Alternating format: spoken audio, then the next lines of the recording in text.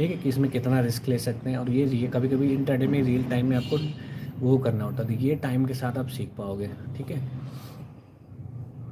तो यहाँ पे जैसे अब देखो मार्केट ने क्या किया, इस यहाँ डिप दी, उसके बाद अप साइड गई। ठीक है, अप साइड में पहला रिजेक्शन ये मिला, उसके बाद ये देखो दोबारा दूसरा रिजेक्शन ये मिला।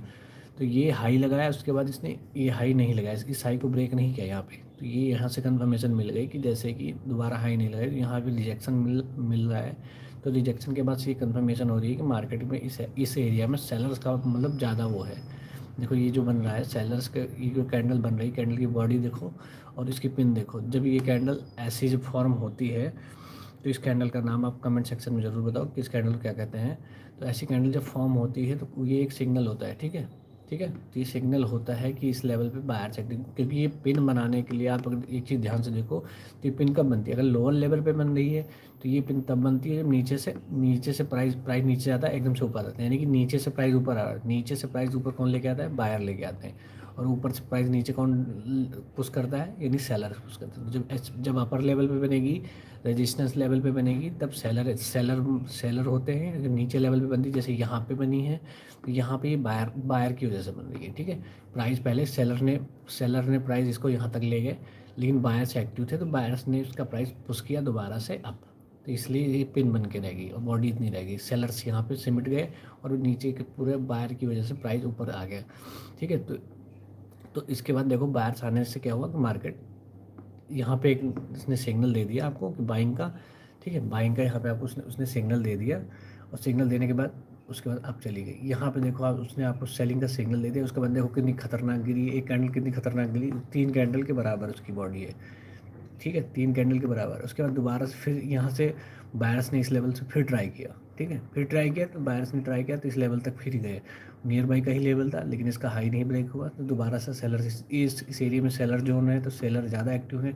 दोबारा से सेलर्स ने देखो कितना नीचे ले गया है। तो ये साइकोलॉजी जो कैंडल की है, ये आपको समझ होना चाहिए। चैनल वाली चीज़ है ये, तो आपकी बहुत लेटर स्टेज में आती है, समझ जाओगे जितना मार्केट में टाइम दोगे।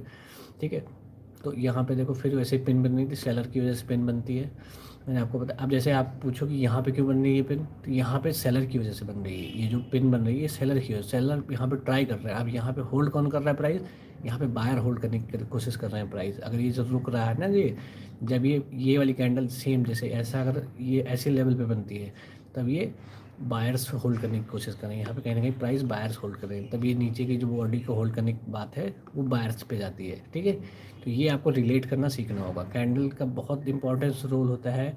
ठीक है, ट्रेडिंग में बहुत ज़्यादा इंपॉर्टेंस रोल होता है। ठीक है, तो इस चीज़ को जितना अच्छा आप कैंडल बाई कैंडल सीखोगे उतना अच्छा है आपके लिए। ठीक है, अब जैसे यहाँ पे देखो मैंने आपको बताया था कि मार्केट चल रही है और सुस्त हो गई। यहाँ पे जाके देखो इस कैंडल पे मार्केट बिल्कुल सुस्त हो गई, ना प्लस है ना माइनस है, एकदम ये जो वो स्टार टाइप का वो बन गया पैटर्न। ठीक है, तो जब ये ऐसा बन जाता है तो मैंने आपको तभी बताया था कि जब मार्केट में जैसे हमारी गाड़ी बाइक जो भी होती है हमारे पास है, तो जब हमें अपना जब कहीं कहीं मोड़ आता है, या जब हम स्लो तभी करते हैं मोस्ट ऑफ द टाइम, ये जब हमें मुड़ना होता है। जब मुड़ना होता है तो यानी कि मुड़ना डाइवर्जन तब आता है जब हमें मुड़ना होता है। तो सेम ऐसे ही मार्केट के लिए स्लो होना, तो कहीं ना कहीं स्लो होने का मतलब होता है कि कुछ काम है या रुकना है हमें, रुक रहे हैं तो कुछ कारण हो, और रुकने के बाद या फिर हो सकता है हमें मुड़ना हो। तो मोस्ट ऑफ द टाइम इसको अगर मुड़ने से रिलेट करें कि जब भी मुड़ना होगा तो आप गाड़ी को स्लो करते हो। सेम ऐसे मार्केट देखो यहाँ बिल्कुल सुस्त हो गई, स्लो हो गई, कैंडल में बिल्कुल इसमें मूवमेंट नहीं है। देखो ना बायर सेलर्स का बिल्कुल कन्फ्यूजन। ठीक है, उसके बाद यहाँ पे इस लेवल पे देखो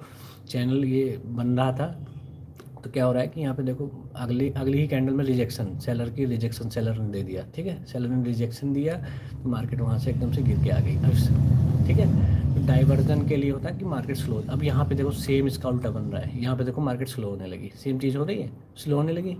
तो ये जो स्टार का पैटर्न बनता है, ये स्टार वाला भी अगर आप सीख लो तो ये भी बहुत काम की चीज़ है। ठीक है, लेकिन ये जब जब हमारी मार्केट ज़्यादा कब रेंज बाउंड होगी तब ये चीज़ें आपको ज़्यादा देखने को मिलेगी, लेकिन कन्फ्यूजन भी क्रिएट करती हैं। ठीक है, इसलिए इसको मल्टीपल टाइम फ्रेम से रिलेट करना भी ज़रूरी है। ठीक है, लेकिन 5 मिनट 15 मिनट आप अगर देखो 5 और 15 मिनट का वो रिलेट कर लोगे तब भी चलेगा। ठीक है, और भी बहुत कई चीज़ें हैं लेके चलोगे, मूविंग एवरेज से रिलेट कर लो, अपने जोन से रिलेट कर लो। ठीक है, अब ये देखो यहाँ पे कहीं ना कहीं चैनल ब्रेक करने की कोशिश, अगर ये चैनल ब्रेक करता है तो ये अच्छा खासा अपसाइड का मूवमेंट देगी यहाँ पे मार्केट। ठीक है, कहीं ना कहीं ये रेंज देखो ब्रेक करने की कोशिश कर रहा है मार्केट। जब रेंज ब्रेक करने की बात होती है तो ये अच्छा खासा मूवमेंट अपसाइड को देगा। तो चैनल पर